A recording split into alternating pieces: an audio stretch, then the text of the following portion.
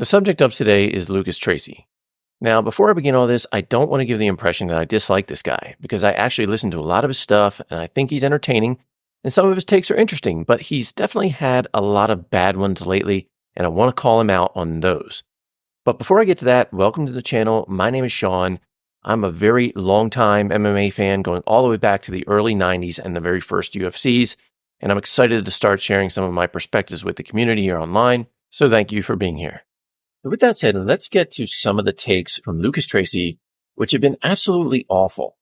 And the first is going to be around his fighter pick of the year for 2023. He picked Islam Makhachev to be his fighter of the year. And his argument for that makes absolutely no sense whatsoever. And we're going to break that down because in any given year, the fighter of the year award is going to be something that can be debated.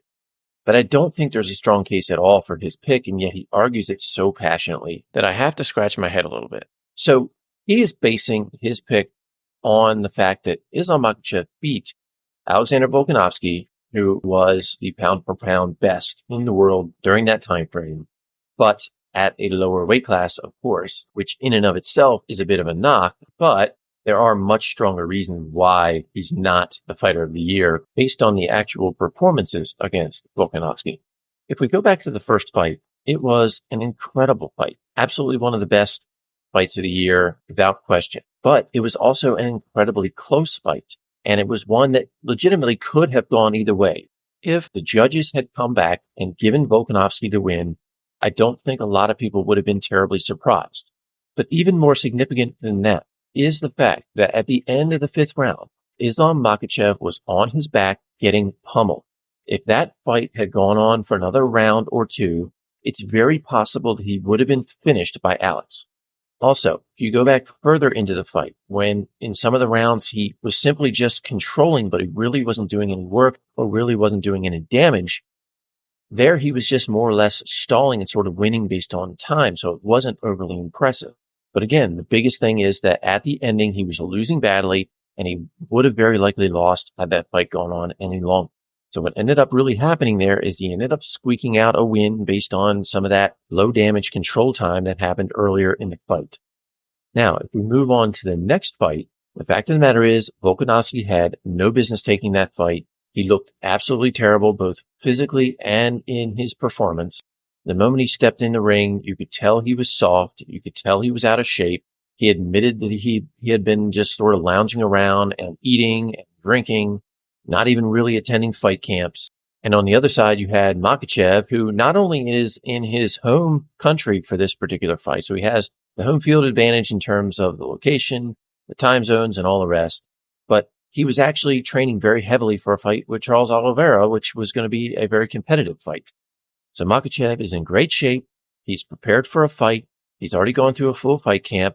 And now he's facing Volkanovski, who was doing the exact opposite, who looked really soft, who's flying into his country from a totally different time zone on last minute notice with very little preparation, if any at all, simply doing it because it was an opportunity for legacy and was a fight that he ultimately wanted again. And Makhachev ends up winning the fight by a head kick. And he won that because Volkanovski clearly looked like a fish out of water, like he shouldn't have been there. He wasn't comfortable. He wasn't prepared. And he was doing things that he probably wouldn't have otherwise been doing if he had been preparing for that fight in the same way that Makhachev was throughout a whole fight camp.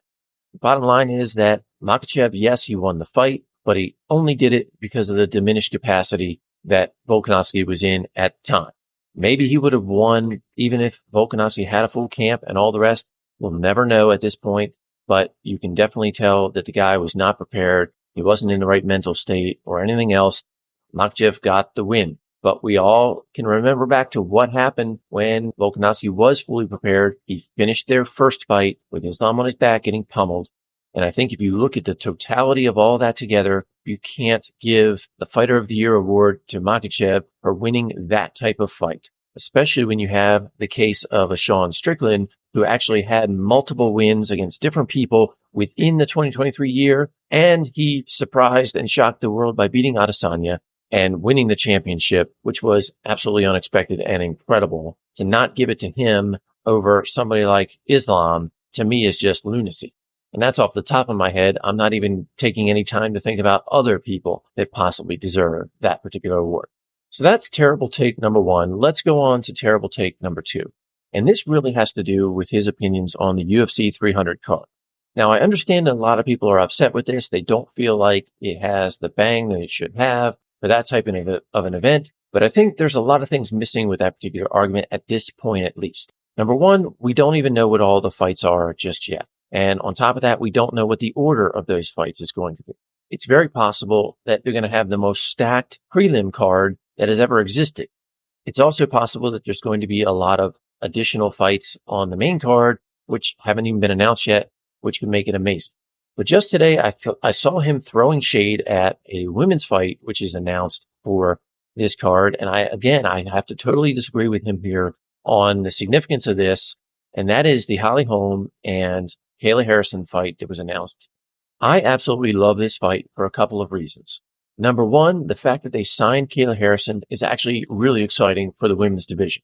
Everybody just got done talking about how the fact that the 135 women's division is basically dead. You have Juliana Pena, who's the only one in that division who could sell a fight and has a good talking game. The rest of the division is almost non-existent.